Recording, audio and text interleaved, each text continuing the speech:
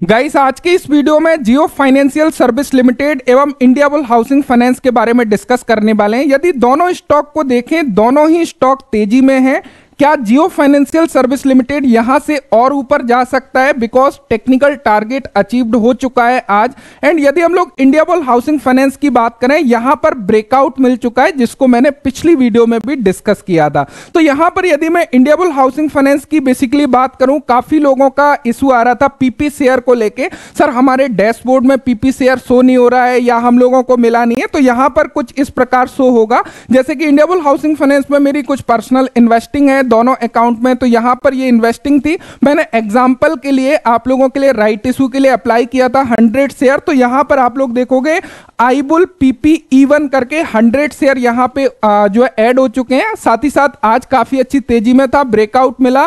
यदि हम लोग पीपी शेयर की बात करें, अपर सर्किट में क्लोज हुआ है। साथ ही साथ इंडिया बुल हाउसिंग फाइनेंस को देखें तो यहां पर 10% की तेजी हम लोगों को आज के दिन देखने को मिली।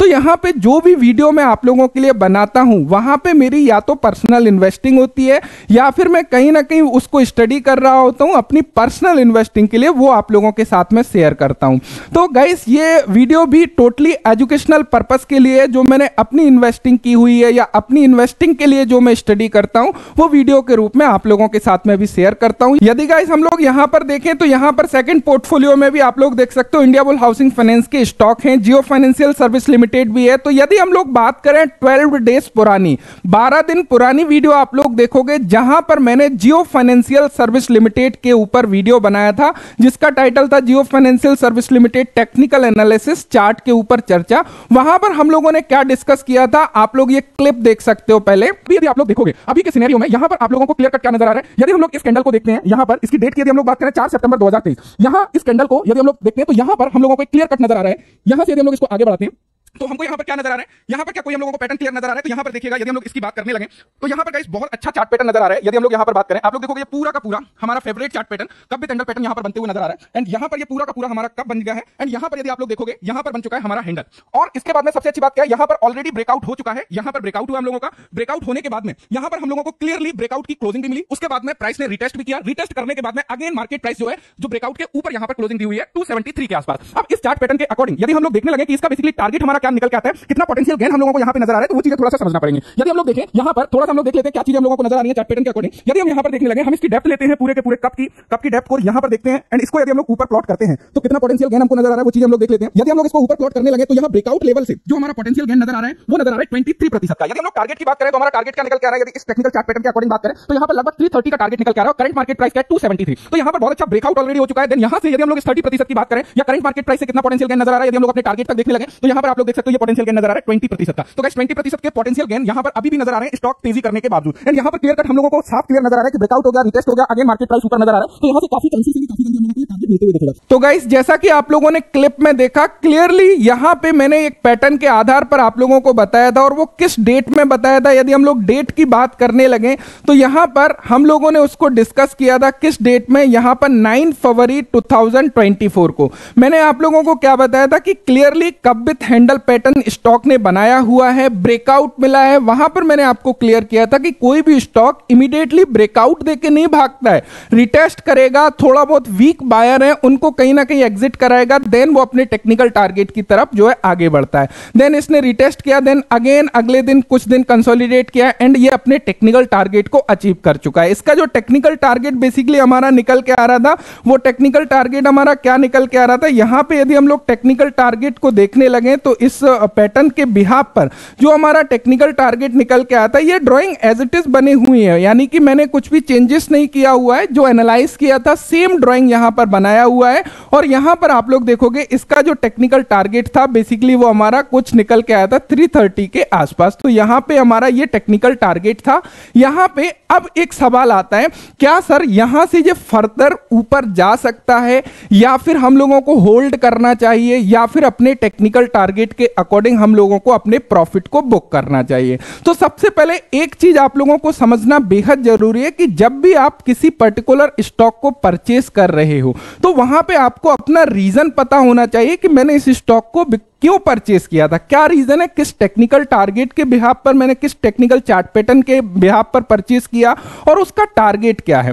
तो यहां से बेसिकली क्या होता है, यदि आप लोगों ने पर्टिकुलर, जैसे कि मेरे केस में अब मैं बात करूं तो मैंने इसको पर्टिकुलर और इस टेक्निकल चार्ट पैटर्न के बिहाफ पर जो है परचेस किया था। मैंने काफी टाइम पहले परचेस किया था, जब यहां पे ये कफ था, विद इन ये हैंडल बन रहा था, लेकिन अगेन ये हम लोगों को दिखाई दिया, तो इसके बिहाफ पर मैंने, इसके बिहाफ पर जो टेक्निकल टारगेट था वह 320 का था। जब नया पैटर्न मुझे बनते हुए दिखाई दिया तो 330 मेरा टारगेट था, देन मैंने अपनी पोजीशन को एग्जिट कर लिया। अब यहां पर एक चीज समझिएगा, यदि आप लोग इसको बुक नहीं करते हो, फर्दर यहां पे कोई भी पैटर्न नजर नहीं आ रहा है, तो यहां से क्या बेसिकली आपका तरीका अलग हो सकता है। यदि मैं अपने पर्सनल तरीके की बात करूं तो मेरा पर्सनल तरीका है, किसी भी स्टॉक में एक पर्टिकुलर टेक्निकल चार्ट पैटर्न के बिहाफ पर मैं बाय करता हूं, जब वो अचीव हो जाता है तो वहां से मैं एग्जिट करता हूं। यदि फर्दर मुझे उस स्टॉक में फंडामेंटल अच्छा है या मुझे कोई टेक्निकल चार्ट पैटर्न दिखेगा, मैं अगेन उसमें एंट्री करूंगा, देन उसके टेक्निकल चार्ट पैटर्न के आधार पर उसका जो टारगेट होगा वहां पर एग्जिट करूंगा। तो इससे बेसिकली क्या है, एक पूरा का पूरा सिस्टम बिल्ड होता है। यदि हम लोग ऐसे सोचने लगे कि ये स्टॉक और ऊपर जाएगा, डेफिनेटली जा सकता है, लेकिन कहां तक जाएगा, कोई सिस्टम नहीं है। तो यहां तो हो सकता है हम लोग विन कर जाएं, लेकिन कई सारे स्टॉक्स ऐसे होंगे जो आप लोगों के टेक्निकल टारगेट अचीव होने के बाद में आपके लालच की वजह से आप और होल्ड करोगे, देन वो इमीडिएटली आपके बाइंग प्राइस पर आ जाएंगे। तो ये चीजें अपने सिस्टम में आप लोगों को लाना पड़ेगा। भले ही जियो फाइनेंशियल सर्विस ऊपर चला जाए, लेकिन मेरे सिस्टम के अकॉर्डिंग मैं यहां पर प्रॉफिट बुक करूंगा, और मैंने अपने प्रॉफिट को यहां पर बुक कर लिया, राइट। तो यहां पर आप अपने अकॉर्डिंग देख सकते हो आपने किस बिहाफ पर इसको परचेस किया, आपके लॉन्ग टाइम व्यू है या आपके बेसिकली टारगेट क्या है, तो उसके आधार पर देख सकते हो। तो यहां पे ये तो हो गया, ये सवाल काफी ज्यादा आ रहा था। अब हम लोग बात कर लेते हैं इंडियाबुल हाउसिंग फाइनेंस।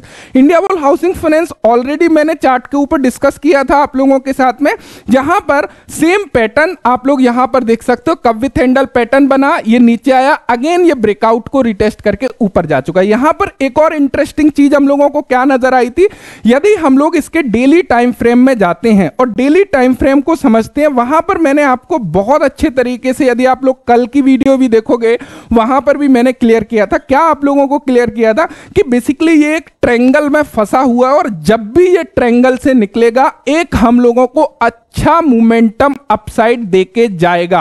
अब यहां पर आप लोग देख सकते हो, यहां पे कितना बढ़िया ये ट्रायंगल पैटर्न फंसा, यहां पर टच किया, देन अगेन आया, अगेन गया, अगेन आया, अगेन गया, देन यहां पर हम लोगों को आज की डेट में पर्टिकुलर ब्रेकआउट देखने को मिल चुका है।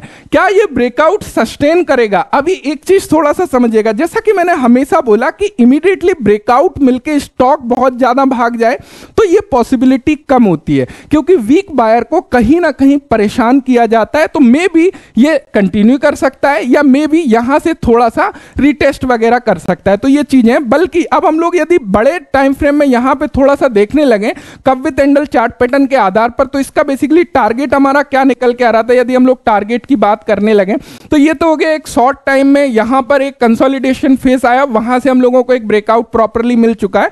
यदि हम लोग कप विथ हैंडल पैटर्न यहां पर देखें तो ये पूरा का पूरा हमारा एक कप था, देन ये हमारा हैंडल बना, ब्रेकआउट ऑलरेडी हो चुका था, रिटेस्ट हो चुका, सारी चीजें हो चुकी, राइट इशू आया, काफी सारी चीजें हुई, देन अगेन स्टॉक प्राइस अपने सेम लेवल पर आते हुए हम लोगों को नजर आ रहा है। यदि हम लोग इस पूरे पैटर्न के आधार पर, टेक्निकल चार्ट पैटर्न के आधार पर इसके टारगेट को देखने लगे कि भाई इसका टारगेट क्या है, तो यहां से हम लोग थोड़ा सा इसके टारगेट को देख लेते हैं कि इसके अकॉर्डिंग हमारा टेक्निकल टारगेट बेसिकली क्या निकल के आएगा। यदि इंडियाबुल हाउसिंग फाइनेंस को हम लोग देखें तो यहां से हम लोग कप का पूरा डेप्थ लेते हैं, देन ब्रेकआउट तक देखते हैं, और यदि हम लोग इसको ऊपर प्लॉट करते हैं तो ये जो हमारा टारगेट निकल के आता है, यदि गाइस हम लोग इसको ऊपर प्लॉट करने लगे तो ये 300 के आसपास आता है। अब इसमें एक चीज थोड़ा सा समझिएगा, यहां पर मैं वीकली टाइम फ्रेम लगाता हूं, देन आप लोगों को चीजें थोड़ी सी क्लियर करता हूं कि चार्ट के ऊपर बेसिकली हम लोगों को क्या नजर आ रहा है।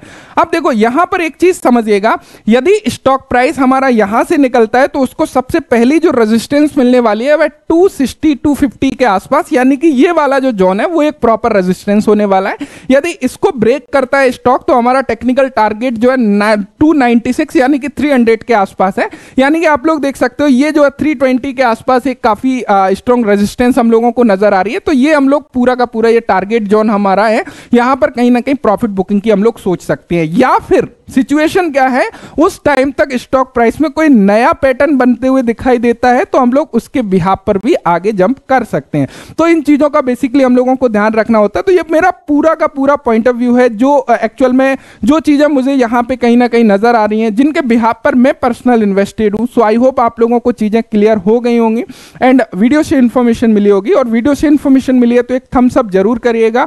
Thank you so much video देखने के लिए। Thanks for watching and bye bye.